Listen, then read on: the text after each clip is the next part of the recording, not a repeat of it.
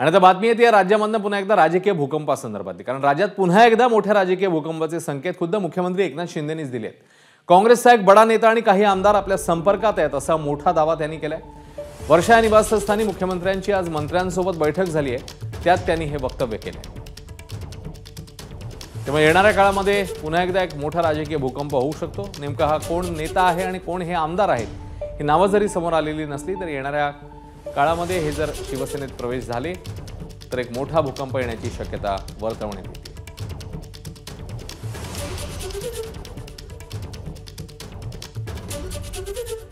शिवसेनेच्या सगळ्या मंत्र्यांची आज वर्षा निवासस्थानी बैठक पार पडली।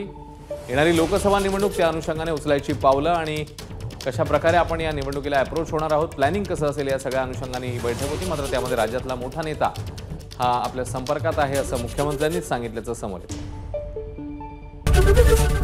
एबीपी माझा, उघडा डोळे बघा नीट।